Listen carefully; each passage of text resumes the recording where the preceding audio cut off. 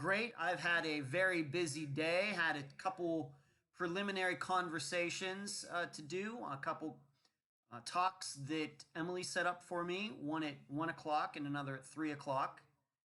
And then I went out and got to play a little disc golf for probably about an hour and a half.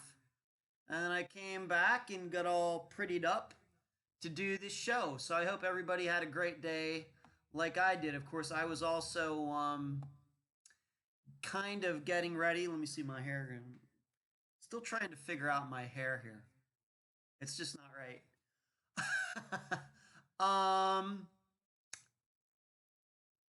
Getting ready for tomorrow's trip down to Sunrise, Florida. If you don't know where that is near Fort Lauderdale. And I will be picking up one of my best friends of all time. His name is Doug. He's flying in from North Carolina, and we are going to the Iron Maiden concert in Sunrise, Florida. It's in the same arena that the Florida Panthers play hockey in. And I think it's sold out. It'll be my second time seeing Iron Maiden. The first time was also in that same arena. But this will be Doug's first time, so I'm really looking forward to seeing what he has to say about them. Concha, AW, Paula, Jasmine, Layla, Miranda, Oakley, Ann. Thanks everybody who is tuning in. Like I said, we're a little early. Once again, I'd like to do this because I want to make sure that everything is working. So I'll be on the road. I think I'm going to leave about 10:30 tomorrow morning Eastern time. I'll get down there about 2:30, which is a little early. I don't think his flight lands until 3:30 or something, but traveling that far, you never know what you're going to run into. So I'm leaving here a little early, and the concert's tomorrow night, and then I'm going to stay over down there, and I'm anticipating that Friday's episode will be uploaded very early. It won't be at 2 p.m. Eastern. It'll be sometime on Friday morning because Doug and I have some plans of some things we're going to do once we get up on Friday, and then I have to get him over to the airport so he can fly back to North Carolina, and then I will start my trip back here. So I'm anticipating that Friday's episode will be a lot earlier than usual. James and Jill, little bit. How's everybody doing? And so that's about it. It was a beautiful day here, and then just within like the last half hour, the lightning and thunder started cracking all around here. And I looked out my balcony, that would be, of course, going to the west, and there's lightning and a thunderstorm over there. And I think there's something going on over to the east here. Whereas when I was out playing disc golf at about 6 o'clock, it was beautiful out. It was a little warm, but of course, but otherwise it was beautiful over there. So got a lot done today, but I'm really looking forward to. Haven't gone on a long car trip since I drove back from Pennsylvania back late January, early February. So I guess 4 hours is kind of long. Going down to that part of Florida that I don't visit very often, which is going down there past Sarasota, past Venice, down to Fort Myers, and then the highway turns directly east, and that takes you right over to Fort Lauderdale and the Miami area. What's going on, Jessica? So, and I haven't seen Doug since he came to my mother's funeral back in November. So that was the last time I saw him. And it'd be good. Doug and I go way, way back to like elementary school. And we've been best friends ever since. And I'm also best friends with his older brother Brad and his younger brother Todd. And in fact, when I moved to Las Vegas in 1998, I actually lived with Brad and his girlfriend at the time, who's now his wife Andrea. I actually lived with them when I first moved out there. So we all go way back. And the other interesting point is that my mother and their mother were in the same high school class. They all both graduated from Leechburg High School in 1958. Unfortunately, their mother and my mother both died last year. So it'll be good to um, it'll be good to see him and just kind of hang out for a day. He's not a swinging bachelor like I am. He's married. He's been married since I think 2003, and he has two kids who just turned 13 and 10, or 13 and 11. So I feel very fortunate that for him to be able to come down to Florida for 36 hours, something like that, hang out, go to a concert. It's going to be a really good time. And in fact, the plan is to also end up seeing him in the beginning of September, but I'll tell you all that when it happens. So, Susan and LaFord, I got your email. I'm glad those files worked out for you. Tanya, how are you doing tonight? Once again, we're a little early. Don't want to get into anything specific, just making sure that everything is working here. Joyce, great to see you in here, Joyce. Um, and it was good to talk to you last week. Jessica says, hope you guys have a great time. That's what we're anticipating, Jessica. That's what we're anticipating. In our world, I think my world, of course, everybody now knows my love of the group Iron Maiden. They've been my favorite band for a few years now. Um, and Doug has never seen them before, but he's into similar type of music. So we're going. And it's especially good because this is their first show in the United States on the tour that they're on now. So they've been off since last summer, and now they're starting to tour again, and their first stop is Sunrise, Florida. So should be a really, really cool, really, really cool night. So, all right, it's 9 o'clock. Thank you, everyone, for showing up tonight. Got some things on the agenda. Maybe not as many items on my agenda as I usually have. We'll just have to see. Carol, what's going on? Khalil, boy, do I ever go to a Rays game? I haven't been to a Rays game in a little while, Khalil. I'm not really a big Tampa Bay sports fan. My brother Brian is a huge Tampa Bay Rays fan, but even though I haven't lived in Pennsylvania since 1998, I'm still a Pittsburgh sports fan. So I've been to two Rays games at the Trop. Not my favorite arena. It's a dome, and they don't get many people to show up for the games and everything. But I like baseball, but I haven't been to a Rays game in a couple years. Michelle, Indy, thanks for showing up tonight. Let's get started here. We had a meetup this past Sunday. It was organized primarily by my assistant Emily. I think we had 5 people show up in Dallas, and I think that's good. I mean, some people may, only 5. I think that's a pretty good number. My Full Metal, what's up?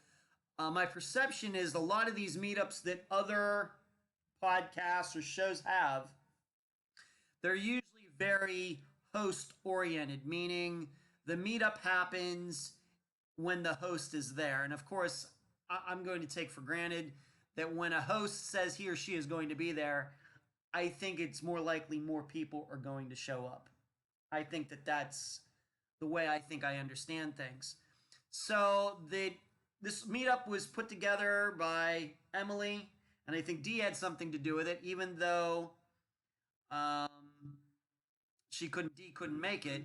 I think 5 people showing up on a Sunday evening or Sunday afternoon or whatever it was to just talk like for an hour and a half, I think that's great.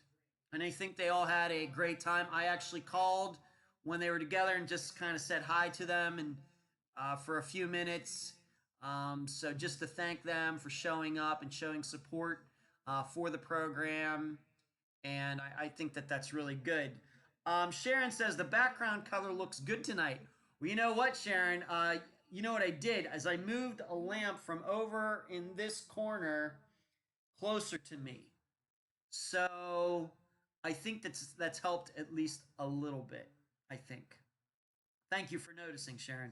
Ashley, Carrie, how is everybody doing? I don't know if Cherie's showing up or not tonight. I know she has some things going on. I know Um, I know that I think sure her son is home, and I'm sure she's spending some time with him. So hopefully, we will not have any trolls tonight, or I will have to take care of it myself. We'll see what we can do there.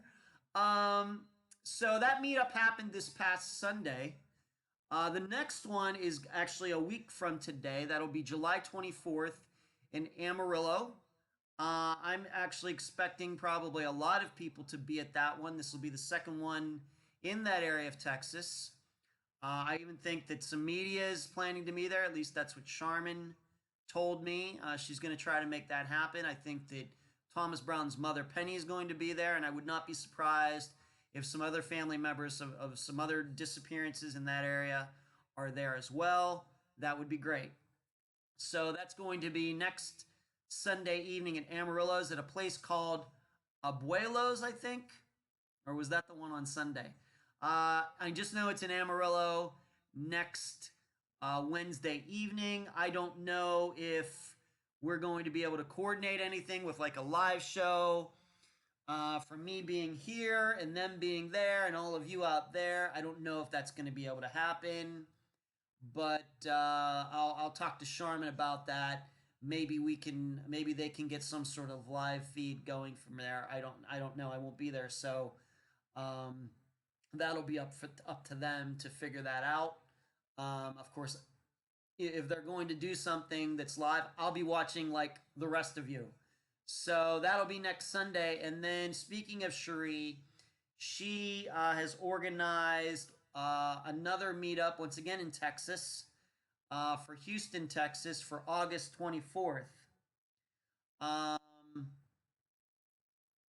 she's I think that she's found a location. Unfortunately, I did not type it out, but I guess we have over a month to get that all straightened out. But there will be one in the Houston area on August 24th, so like 5 weeks from now.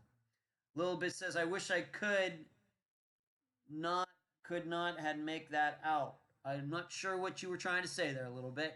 Oh, you said you had car problems. Okay, I see the upper comment that you have now. Okay, well I'm sorry to hear that. Um, so uh, those are the meetups that are happening. I know that Jill has talked about maybe doing one in Phoenix. I don't know if there's a lot, if she's gotten a lot of takers yet. And I know that Miranda has brought up the idea of one in the New England states. I know we have listeners up there. Sometimes these things just take a little while to, get together. And I appreciate people even, putting the work in to make something like that happen because you have to find a venue and you see how many people are going to show up and, everything else. So it's not that easy. And but I appreciate that the time and effort that these people were putting into that. Volume 6, Volume 6 is now out of season 1. It is the last volume for the first season of Unfound, which took us from Suzanne Lyle to Jennifer Wilkerson. You should know over the past week that I mailed out books to the guests they get theirs, of course, for free. Those people who appeared in the episodes, those episodes. For example, I sent one to Brandon Williams' sister Stormy, and I also sent one to her mother because she was also in that episode. I sent one to Vicki Wilkerson, Jennifer Wilkinson's mother. I sent one to Kevin Ryan, who was the private investigator, who was the guest for Amanda DeGuio, and I also sent another one to him so he could give it to Amanda's family.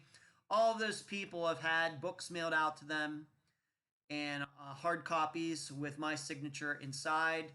And then also on top of that, anybody who is at the $20 a month Patreon level, who is current, whose account is current, should be receiving their books. I think I mailed those out on Monday or yesterday.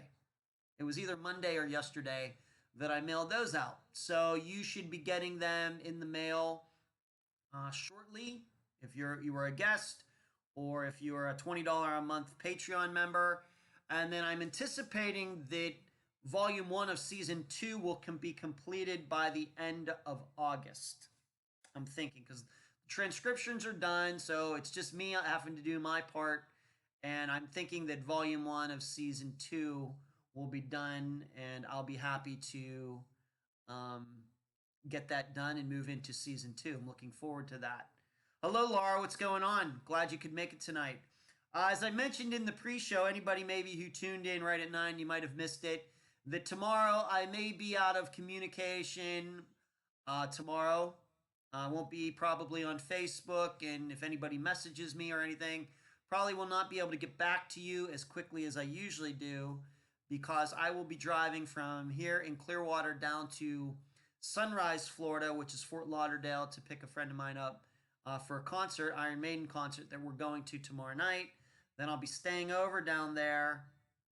And then Friday, I think we're actually going to go, I'm going to be taking my guns with me. And I think we're going to go to a gun range and do a little shooting while we're down there. And then I'm going to drop him off at the airport. He flies back to North Carolina. And then I'm driving back to Clearwater. So probably over the next, starting tomorrow morning, I'm not going to be as easy to reach as I usually am. I like to take pride in, responding to any messages that people send me.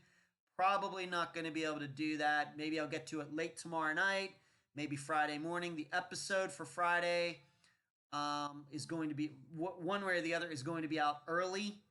And we'll talk. Hey, there's Cherie. What's going on, Cherie? Good to see you tonight.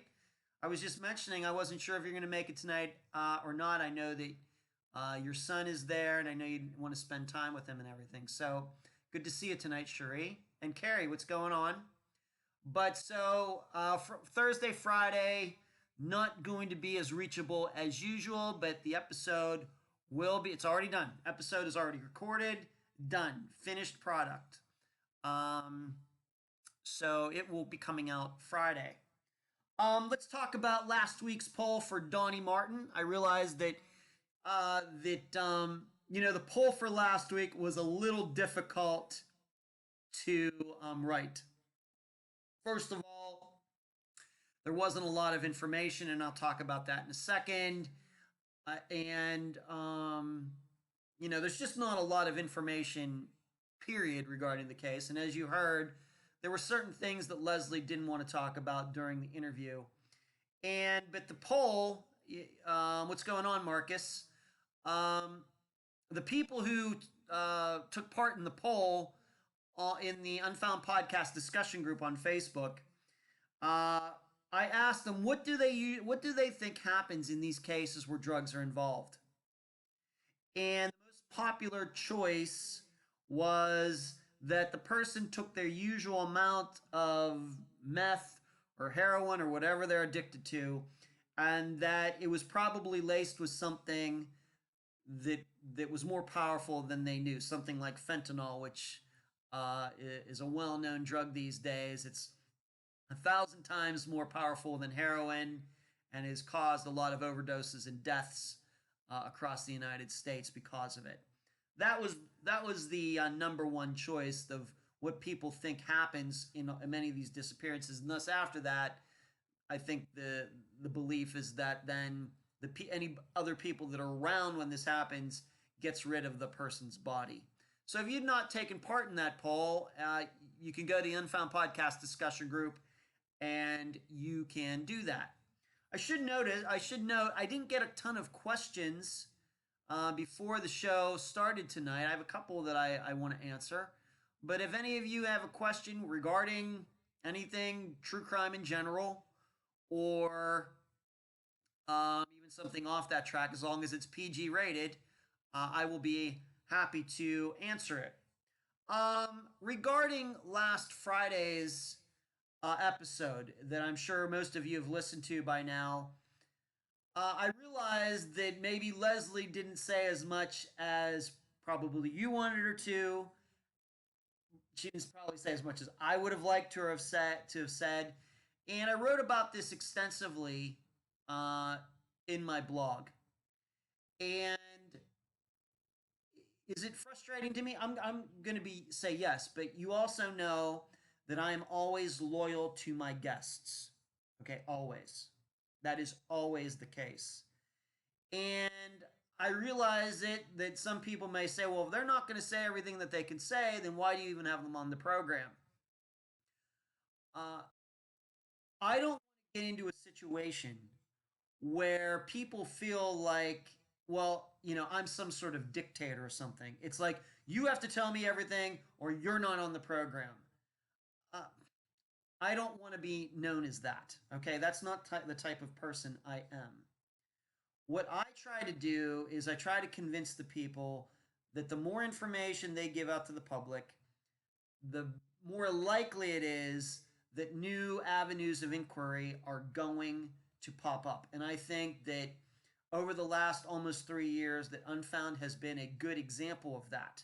Okay, I think we have a running track record that shows that that statement is true. However, in the end, it is always the guest's choice. Okay? Now, I realize there is a line somewhere down there off to one side where they don't want to say anything. They just want the case publicized and that's it. Now, if somebody it's that extreme, then probably yes, I would probably have to turn the person down. Um, but in a case like Donnie's case, Leslie being the guest, the truth is,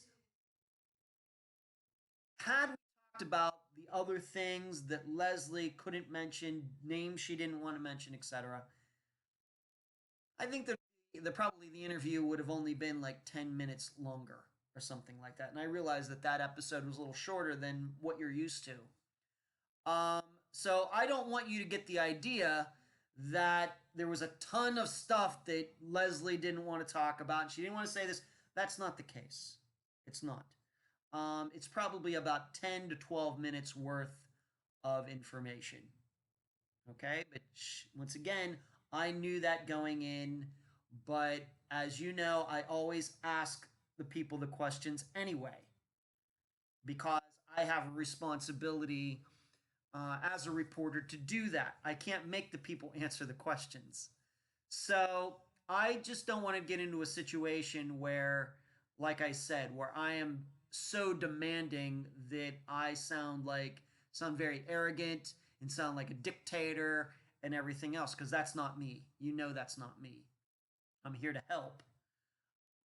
I try to reason with the people as much as I can. Uh, but if they still want to withhold things because of fear, because of the police, because of the friction they might get from other family members, etc., I don't know what I can do about that. Uh, and the truth is, I think I've been fairly successful over the last 135 cases in getting people to talk about things that they've never talked about before. I think, um, but do I wish that she would have said names and said some more things? I do, but that she didn't. I accept it for what it is. We covered his case. It's a case that I don't think is very well known at all, and now it's out there, and now it has a higher visibility. People do a Google search and everything else. That's surely the most in-depth coverage that Donnie Martin's disappearance has gotten, and I was happy to do it for Leslie and the rest of the Martin family. Okay, and of course, Leslie will be you'll be hearing from her uh, somewhere down the road very soon, where we will talk about her the disappearance of her sister-in-law Julie. And I think what you're going to find out is, although we've not done the interview yet or anything, I've had a conversation with her about Julie. I think that's going to be a case where it'll be the exact opposite. I think that we're going to talk about every single thing there is to talk about, names and everything regarding that disappearance. Okay, so it's going to be a little different, even though the guest will be the same. And I'm looking forward to having Leslie back on the program. But having said that, one of the reasons that you should be a part of the think tank, of course, a few weeks ago, the think tank was free, is we had a spectacular conversation. Um, Tanya, I will answer that in a second. That's a very good question. Thank you, Tanya. Um, we had a fantastic uh, discussion about information and the media and the police and all of that put together in the think tank on Sunday night. It was, I think it's the best conversation we've had yet. And it went for an hour and a half on that topic alone. I think there were maybe 8 or 9 people in the think tank on Sunday night, and just talking about, why don't the police want people to, what say much? Why is it even after 20 years the police are still telling people, don't say anything, don't say anything? It was a great conversation. And I happen to believe, and I think I will say this until my mind is changed, but I don't think my mind is going to be changed anytime soon. I continue to believe that the reason police don't want names to be mentioned and everything else is they're only concerned for themselves. And when I say themselves, I don't even mean the case. I think they just don't want to look bad. They don't want their names in the news as having not solved a disappearance from 10 years ago. Uh, and I've gotten that a lot from guests who've chosen to be on the program anyway.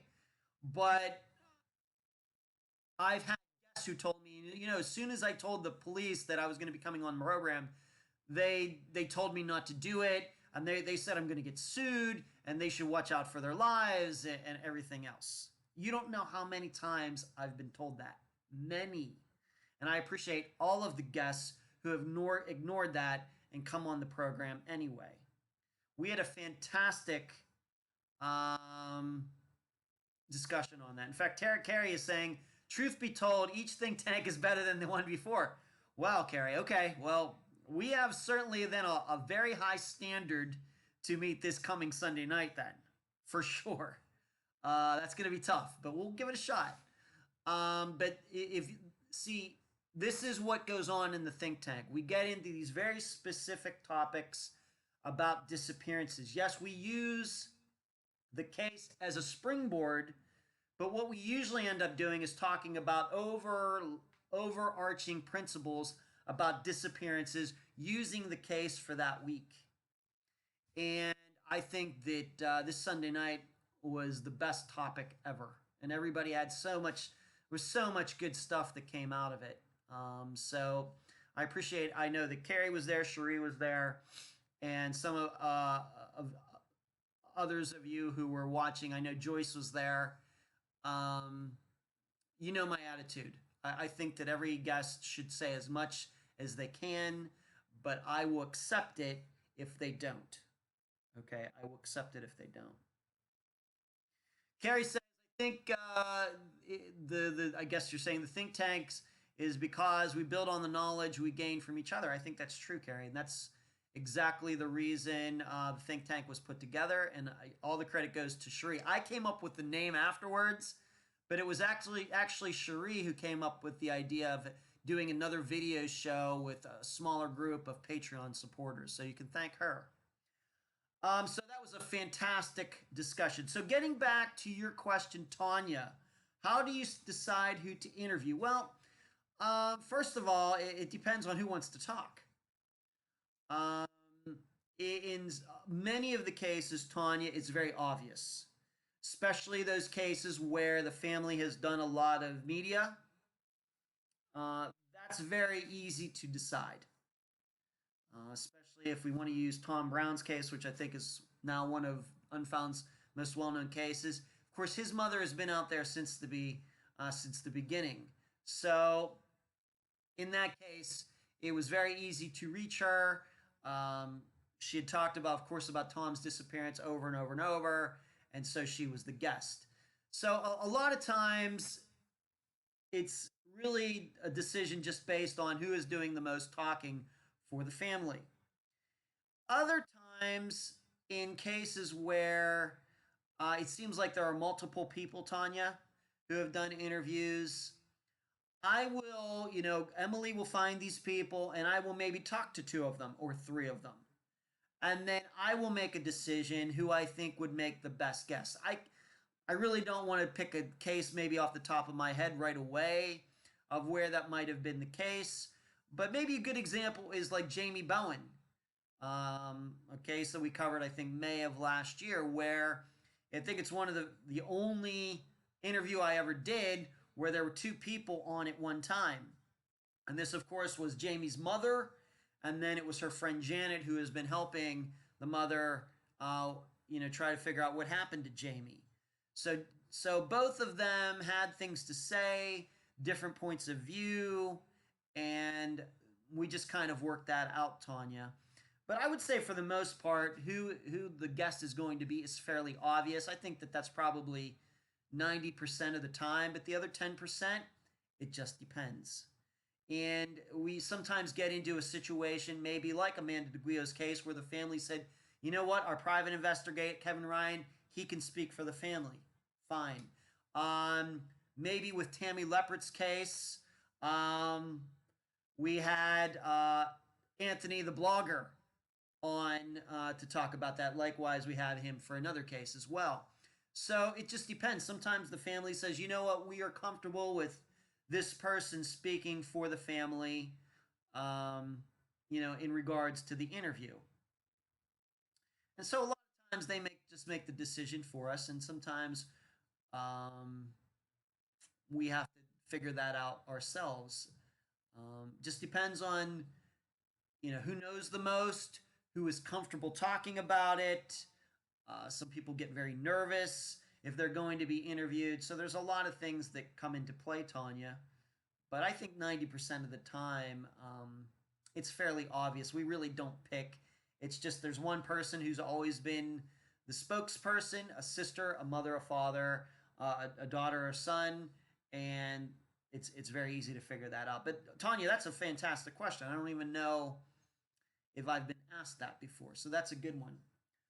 Um, so we talked about the think tank. Oh, okay. Let's talk about this. I will admit that because of the things that were going on today, I have not had a chance to listen to it yet. So I'm sure some of you have. And so you have more knowledge on this than I do. But I know that KXDJ did an interview with Penny and with the Moms for Tom spokesperson today. Once again, I did not listen to it, so I cannot comment on it.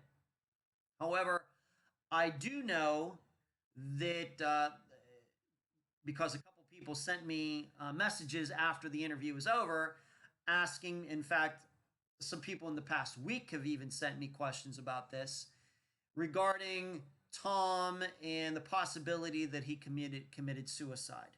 Okay, so I do want to talk about that. There is nothing that I've heard or read anything anywhere that there's any proof that that is the case.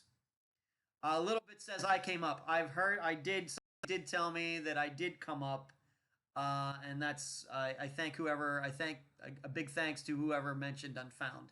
So that's great. Thank you for putting that in there a little bit. I know somebody did tell me that in the group earlier today. But as far as the suicide, if anybody has heard about that, I want you to know that that is just a rumor. Okay, and there's all sorts of ideas that we are not going to get into now about who started that rumor. Also, as I've said from almost the beginning, back after the episode came out, more rumors regarding this case than probably than any other case that we've covered, and probably more than a lot of these other cases we've covered put together. And that's all they are, but rumors. Okay. Um, and I think the fear out there is that people maybe believe that it was a murder. Of course, it is a murder investigation to this day, and it has been since January. That they're afraid that something's going to come out, and some corner somewhere is going to dismiss it as being a suicide, and then the murderer or murderers are going to get away with it. Okay, I don't want anybody out there to live in their fears. Okay,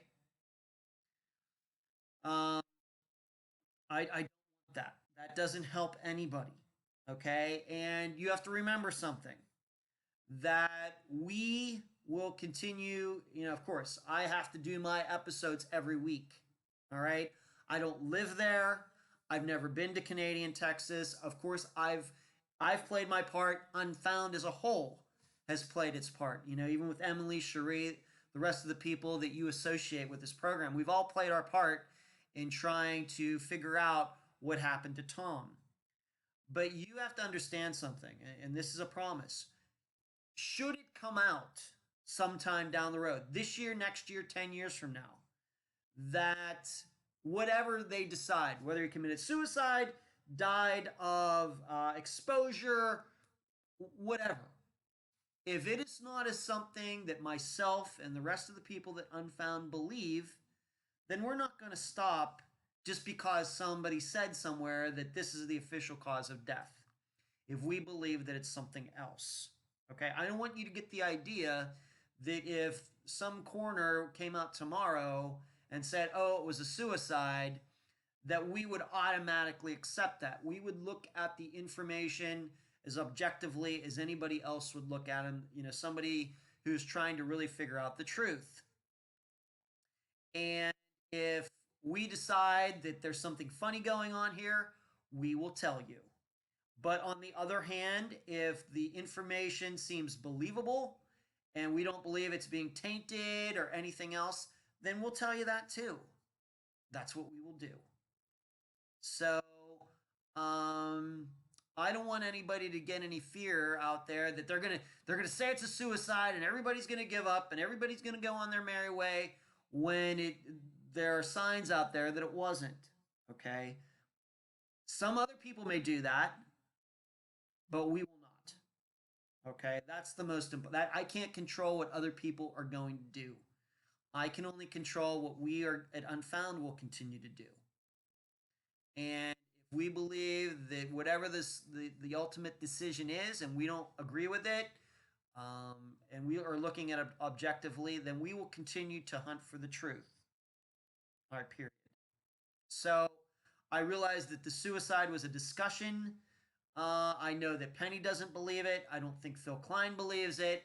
I don't know what the Texas Rangers. All I know is my personal belief is if they thought it was a suicide, they would have said it by now. They would have said that it's just rumors and people talk, talk, talk, talk, talk. That doesn't mean anything to me. Um, Carrie says, "Hey Bree, what's going on?" Carrie says it's hard to commit suicide and move your vehicle afterwards. I doubt he walked there after dumping the vehicle.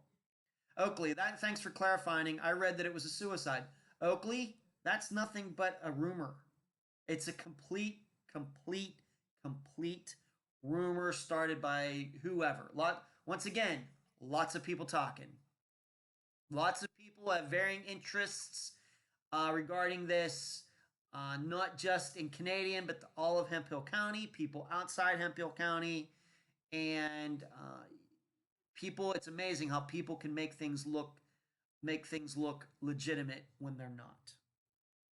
Okay, Derek, what's going on tonight? Thank you for joining in tonight. Cherie says it's so odd to me how they pick and choose which rumors they want to report on. I can think of so many other things that could have been discussed. Yeah, I think that what you're talking about is the host at KXDJ, the name of which I don't mention anymore. Don't worry, Derek, you're allowed to forget. Totally understandable. Oakley, you're welcome, Oakley. Bree, I always thought they said that Thomas's death was a homicide, but they weren't saying how. Well, that is certainly true, Bree. And I think that is still the situation we have in July, even though his remains were found in January. That to me, the situation has not changed. It's not changed at all. Now we know things have gone on since then. We know that Pine Gregory lost his job, but we are to believe that it has nothing to do with Thomas's disappearance and death. We know that there are some lawsuits going against Nathan Lewis right now. Once again, has nothing to do with Thomas's case at all. At least that's what we've been told publicly. Okay? What we know is that this is an ongoing investigation, And they're in the only people that anybody should be listening to are the Texas Rangers and the Attorney General. Nobody else counts. Nobody else counts. Only those two people. Okay? Now, I will tell you, if I get any information through back channels that I can prove, verify, and make sure that it's 100%, I will let you know. Of course, for a long time, people trying to figure out who found uh, who found Thomas's remains. And I realized that in the Canadian record, they've tried to once again file some requests for information and everything. That's still something that's unknown. I'm being honest with you when I say I have no idea who found his remains. I don't know. I don't think Penny knows. I don't think Phil Klein knows. And they surely have been there, working on this every day. Of course, I have a program to do. So if they don't know, I don't know. But I'm willing to look at any information that comes my way. Carrie, I bet rumors started by some people who doesn't want the alternative talked about. Well, that would make sense, Carrie, but some people just create rumors just to make themselves sound smart. Derek, Thomas Brown case should be solved. It's been too long. Derek, I don't know what to think about that. Um, the truth is that being that this isn't a disappearance case anymore, it's a murder case. The truth is that many murder cases go unsolved for a long time, even with remains. So I don't know how to answer that. Bree, I feel like they aren't saying until they get more evidence or something else. Well, that would make sense, Bree. That would make sense. And as far as the signs that got ripped down on, or cut up, I should say, on July 4th, my belief is they're still investigating that, and my opinion hasn't changed since last week. That this just feels like something by somebody who is not involved in Thomas's disappearance or murder at all. It just sounds like some adult who was just a little ticked off. I'm going to stand by that until I see anything to the contrary. Derek, the family certainly suffered long enough. Yeah, all these families have suffered long enough. Whether it's 2.5 years like Thomas's disappearance, or 40 years like Joyce Rufatuzo, who's in the audience tonight. So I really don't, I really, like I said, maybe if once again, I was just too busy today, had phone calls to do and other things. I've not had a chance to listen to the recording. I know that somebody linked to it. If there is anything after I listen to it that I think that I need to comment on, I will do that, and I will do that in the Facebook group. However, if you don't see anything from me, then you can just take for granted that I listened to it, and I'm just going to let it stand as it is. All right. Um, let's take another question. So let's move on to some other things. Libby, Libby is going to be next Friday's guest. I've already conducted the interview with her. She will be the guest for um, the disappearance of Lisa Wallace. And Libby was a good friend of Lisa's. And once again, the interview's already been done. That'll be next Friday, so that will be July 26th. But Libby asked me a question, and I feel like I have to answer it, even though I've kind of answered this question before. But being that she is a guest and very new to Unfound and probably has not heard this answer before, I want to answer it personally for her. She just has a very common question. How did I get started? How did I get started doing this? Libby, if you're out there, and you said you're going to be watching tonight, so I hope you are. If not, you can just catch this later. I just kind of, I guess, kind of just fell into this. I've always been interested in disappearances, in planes going missing, ships going missing for, since I was, 5, 6, 7 years old. And it just kind of came together in 2016. I had started another program. I didn't have a co-host. I co-hosted it with somebody else, and that just didn't work out. And so after that didn't work out, I had like about 2 months, I'd say, where I really decided to sit down and figure out what is the proper way to cover these disappearances. And what I decided is how you hear Unfound now. It's I admit that when I got started in this, I didn't even know that there was a true crime podcast community. I didn't know how many true crime podcasts out there because I hadn't listened to any. I'd only listened to one, and that was the Mara Murray podcast, and I made it through maybe 6 or 7 episodes and lost interest.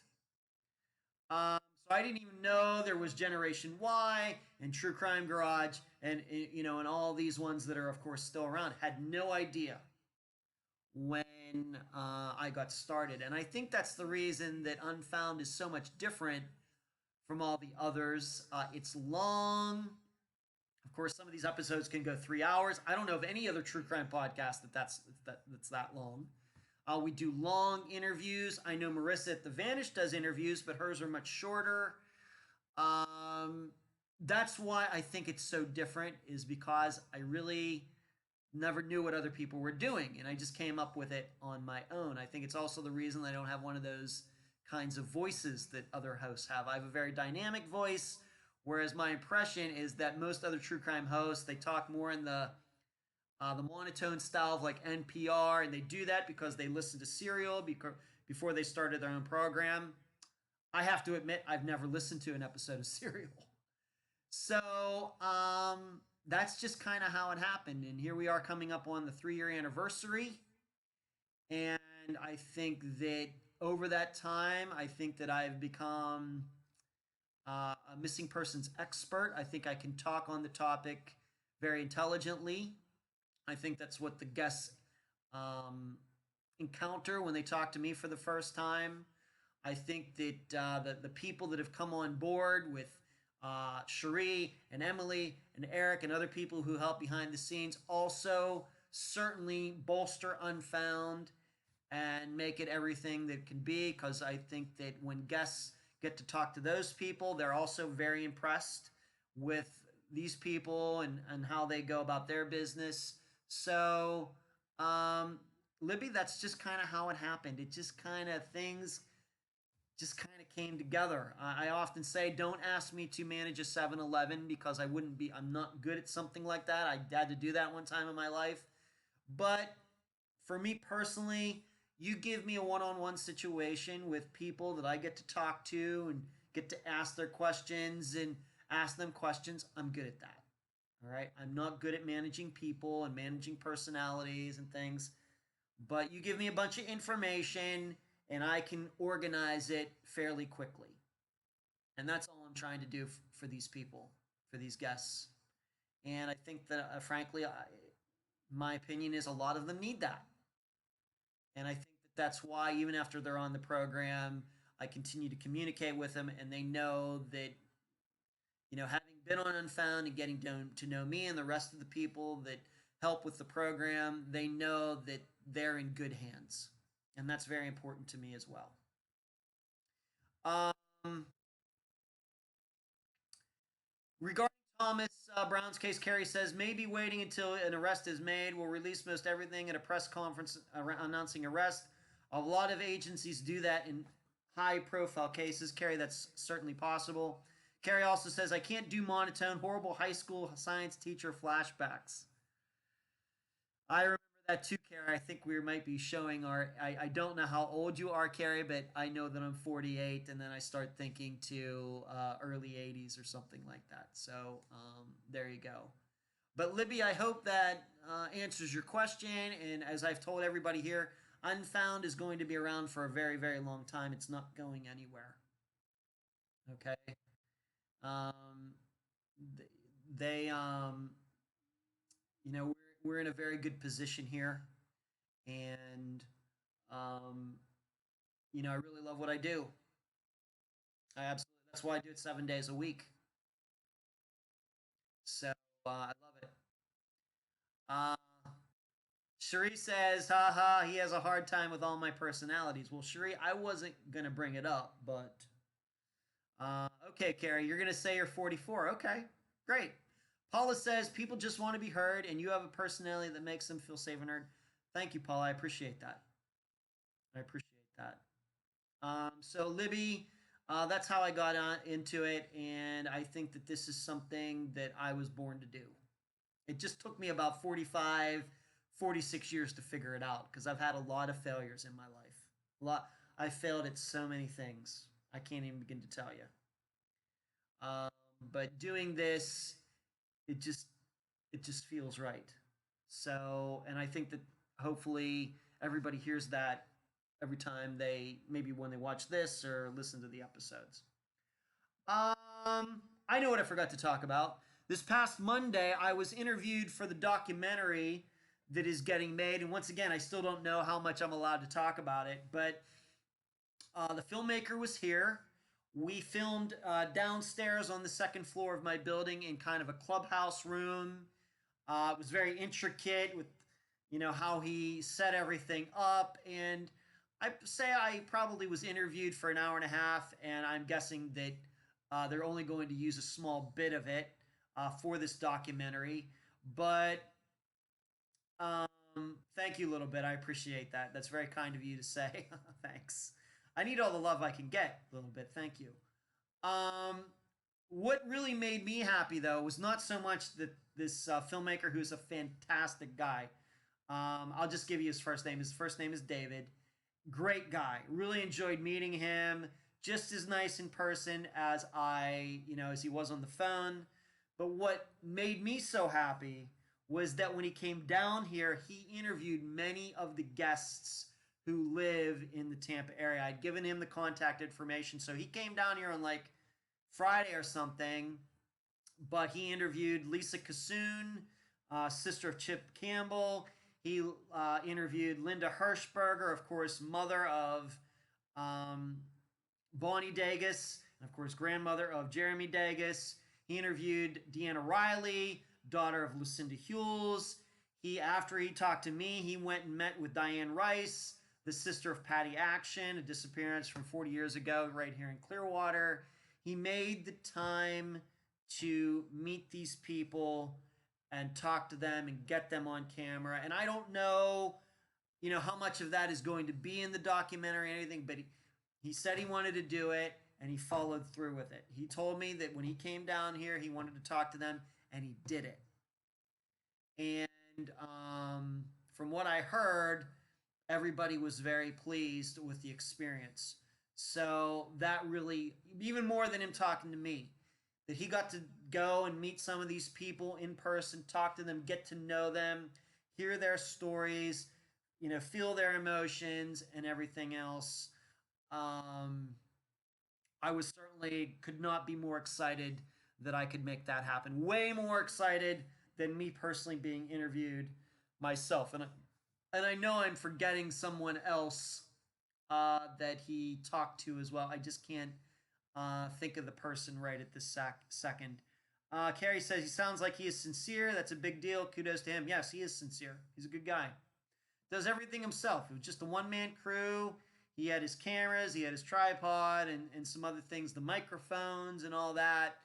And it took a while for him to set up. And but once we got going, I thought it went really well. Of course, I look back and say, oh, I should have said this, I should have said that, but um, uh, it went well. Paula says, can you share what kinds of questions he asked you? Well, I can't tell you all some of the questions because they were specifically meant uh, regarding the topic of the documentary, which I don't know if I have permission to talk about. However, he did ask me a lot of the other questions that I've gotten. How did I get started? Like Libby asked me. He asked me, frankly, just to be honest, he asked me, what problems do I have with the true crime community? Where could it be better? He asked me questions about why I don't go to CrimeCon, which is something that I talked about. I talk about once in a while on here. I answered that question when I did the Q&A episode. What was that, back in April? If you haven't listened to that, you should. He asked me a lot of those types of questions that I think that you've heard on this this show before, that I've even talked about episodes. Maybe if you read the blog, if you're a Patreon member, then I've written about some of these topics there as well. Um, but once again, the topic of the documentary is not me. I was asked to be a part of the documentary because of what it's about. And I am just I believe that I'm just one very, very small part of a documentary that's going to be, probably at least, of course, 90 minutes long, if not longer. And that's fine by me. Just to be asked to be in it because of what I do and who I am is fantastic. And that I could talk with a filmmaker and talk to him about some of these people and how he should talk to them. I think they could add something to the project. That he took my advice and actually did it means a lot. And I know that he's going to be um, talking to, he's from New York, so I think he's going to be getting together with some of Unfound's guests from the New York, New Jersey area as well. I don't know when, but I think that's his plan. But he was down here, I think, starting Thursday or Friday. He was here to Monday, and I think maybe he went back to New York yesterday or something. So, um, but those are the kinds of questions, Paula. Uh, I don't know if any of those answers are going to make it in there. Yeah, as I know that when something like this is done, they interview you for an hour and a half, and maybe I'll only be in the documentary for 10 minutes. Fine by me. I don't know, in what direction he's going to go. It's his project, not my own. Joyce says, I'm sorry I backed out on David. Too close to home. Okay. That's okay, Joyce. He was down in this area anyway. You know, um, so I don't know if he could have, if he was going to plan to drive up to the Panhandle or not. So I completely understand, Joyce, but that's fine. Jasmine, that's awesome. When is this coming out? Do you know? From talking to him, I don't think that it will be this year. I think he still has a lot of work to do. Um, so, of course, editing and stuff takes a lot of time. So I don't think it'll be this year. My anticipation, having been a filmmaker myself at one time, is that this will probably be something where he gets it finished, maybe tries to get into some film festivals and things like that. Being that it's a documentary, it's not a fiction piece, it's a nonfiction piece. Usually, film festivals are the best place to start with something like that. So I would say sometime next year. What's going on, MX Guru from West Virginia? How are you? So that went well, and it was really weird being interviewed and being the person who's being interviewed instead of doing the interview like I usually do for the episode. So that was weird to be on the other side of the microphone for once. Um, let's take another question. I don't know if she is in here tonight, but Faith asked me, what types of cases will I be doing in the future? Um, she asked about Let me just make sure that I got this correct. Hold on 1 second to make sure that I got this.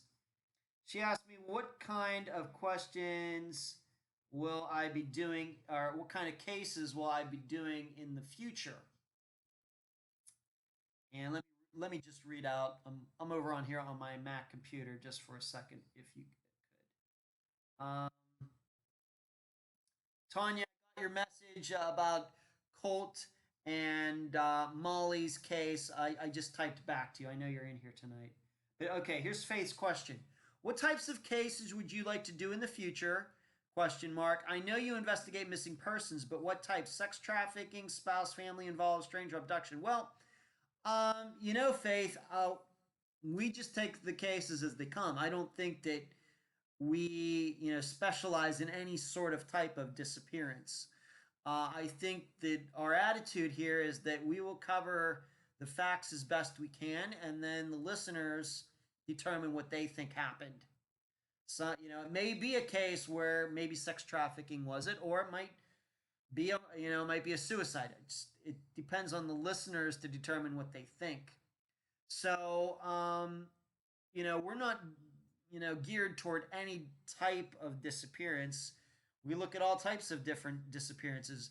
Um, the only thing I think that Emily and I have talked about recently is that we want to make sure that we are covering enough minorities, and we believe that we can do better in that area. And so we're both making a more concerted effort to contact many more minorities, and whether it's Native American or African American or Asian, and I think that that will be reflected in the upcoming weeks and months. Of course, this Friday, Camisha Hollis, she's African American. Julie C, who is, like I said, Leslie's sister-in-law, Julie was Asian. So, or Asian and Hawaiian. I'm not particularly sure, but she's certainly not Caucasian.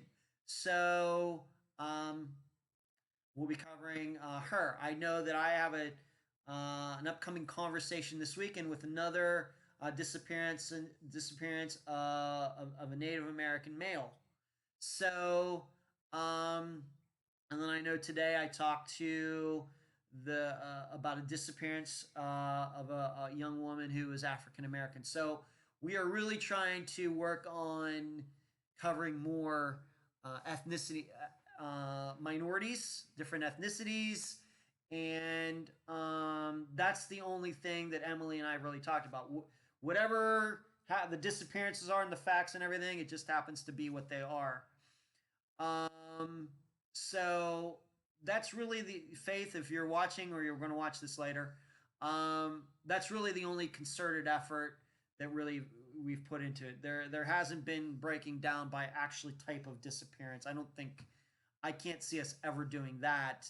But certainly, if we believe that minority cases aren't getting covered enough, then we're going to make an effort to to change that. Joyce, do you think you ever do a remake of a case you have covered? Um, wow, Joyce, that's a great question. Wow, look, coming out of the Panhandle of Florida, Joyce, um, with a great question. Do a remake of a case you have covered. Um, as you know, Joyce, I do updates. Of course, we've even had some updates on your daughter's case, Peggy and Patty. Um, are there some interviews that I would like to go back and redo? Yes, especially maybe a few of the early ones. Yes. Do I think I will do that? I don't. I don't.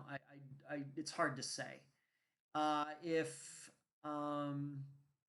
Joyce, it's a tough question to answer. I think the general answer is no, but that doesn't mean I'm ruling it out.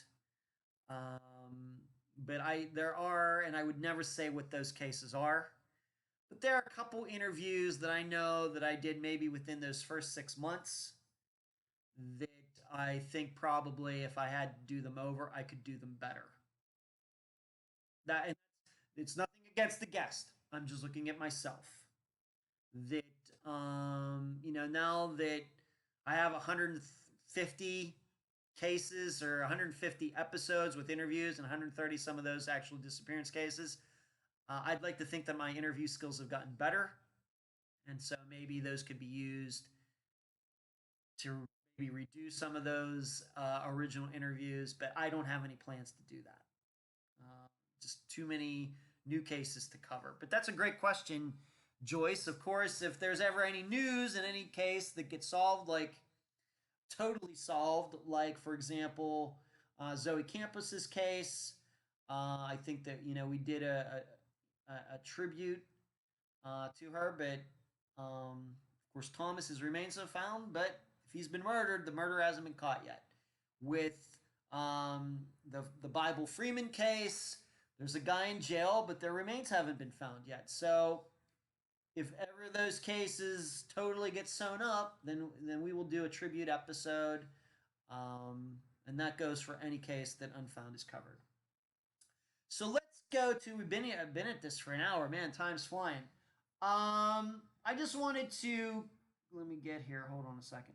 I just wanted to quickly cover this hiker who went missing for 6 days in California. Of course, she was found alive. Her dog was also found alive. A lot of you thought that was very suspicious.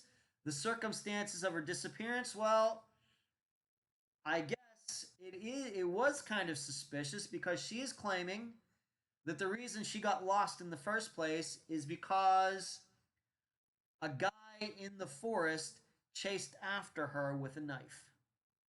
Now, it's up to all of you to determine whether that's true or not. And I know right now, somewhere David Polides is probably just, I'm sure he's all over this case now. I really don't know what to think. Uh, I'm not saying that violence doesn't happen in national parks or anything else, but to get chased and then to also on top of it get lost, you know, this feels like the case in Hawaii where the woman got lost for all those days and claims she just kind of walked off and everything. Maybe it's true. Uh, these, it may be in both cases, and it may be within the next few days they find this guy who, from her description, who terrorized her, who threatened her, who said that he was going to kill the dog first, and they catch this guy, and it's absolutely true. On the other hand, if it goes 6 months and they haven't, there's no leads as to who this guy is, I have to admit I'm going to start being a little dubious of this woman's story. I'm glad she was found. I'm glad that she's back, that she got the care. I'm glad, I'm happy. I'm happy for the dog. I'm happy for her. I'm happy with the families. I'm totally happy. But what I don't like is that if people are lying about the reason that they disappeared in the first place, that doesn't help us. Okay? That doesn't help us. Uh, Understand all of these disappearances over there where people don't come back.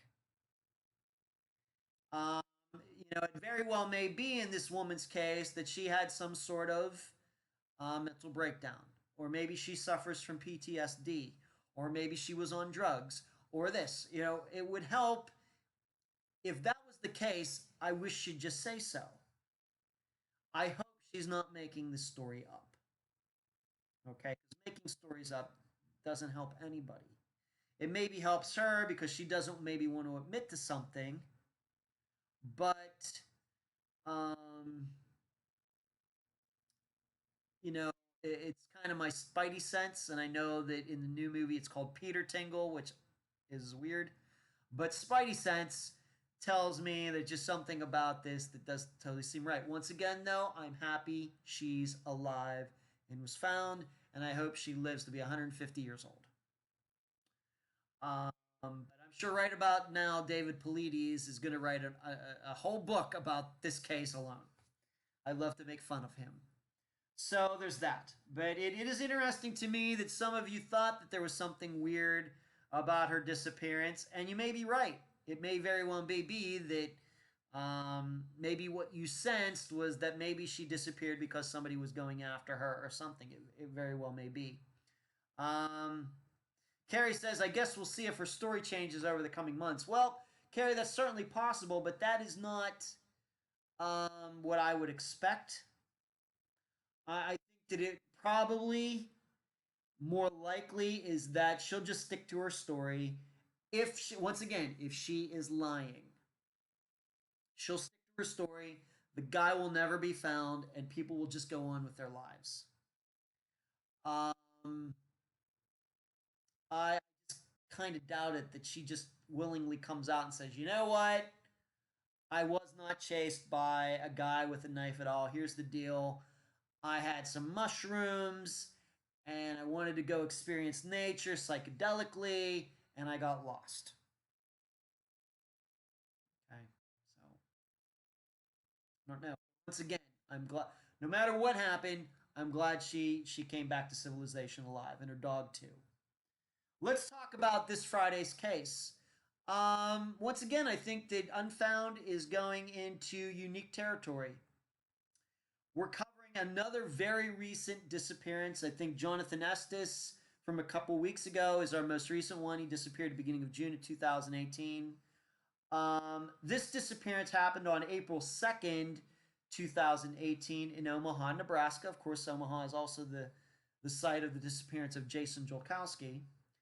And Camisha Hollis, she was in a relationship with a guy. His name was Marvin Young. They were in this relationship for many years, 17, 18 years. They had 3 daughters together. They were living together.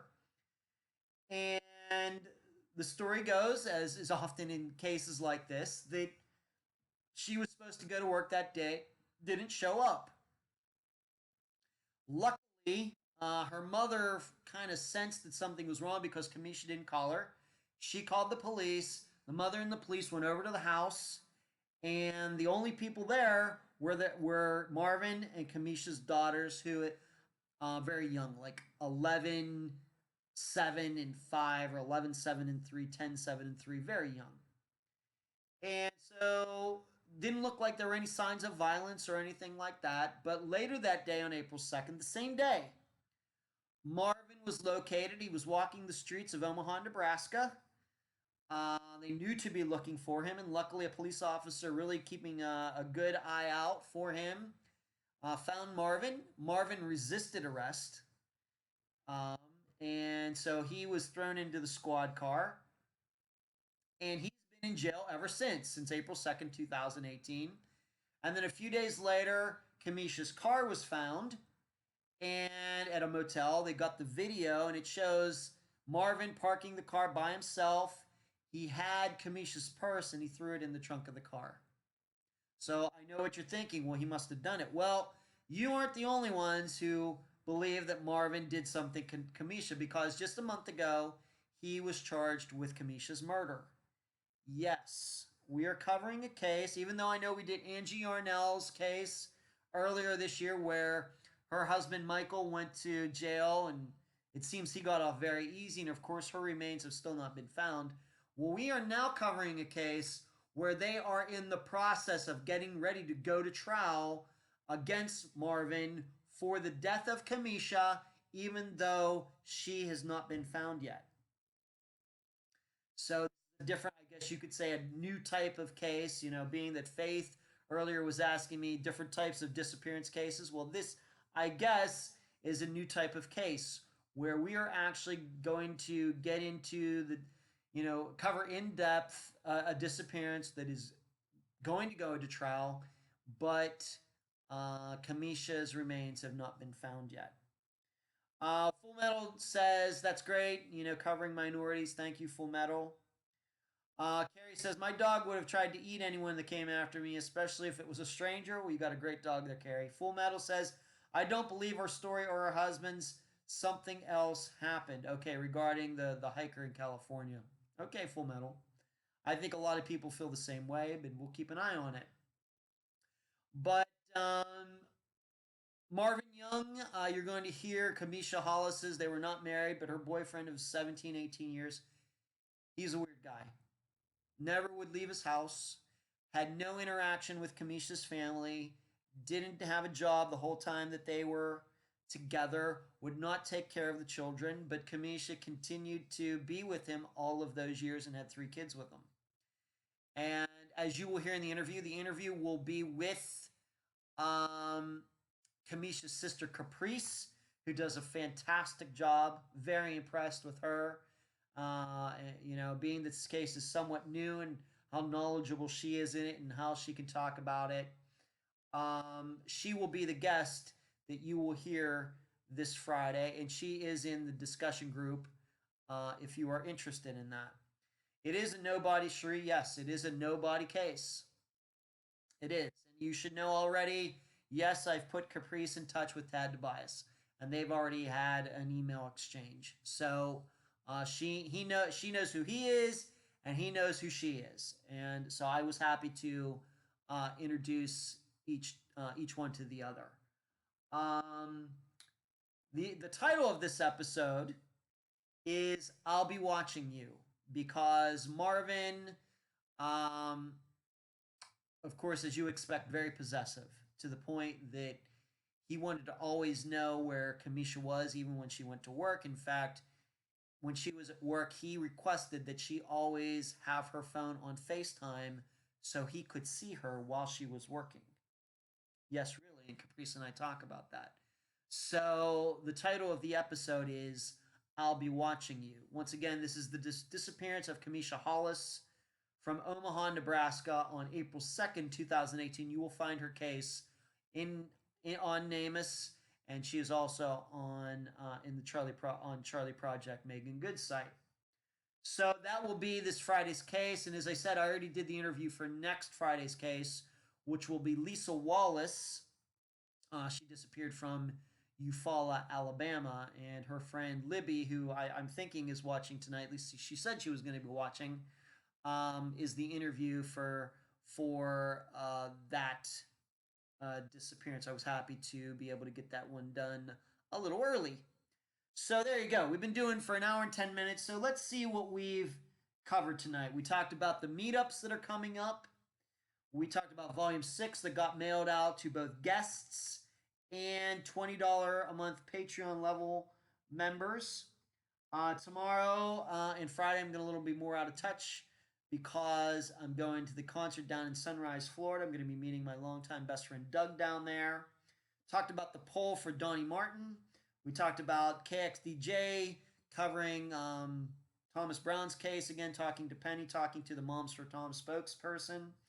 One thing I didn't mention, I was at the doctor a couple days ago, caught a couple moles on my side, taken off. No reason to worry. The doctor isn't too concerned about it.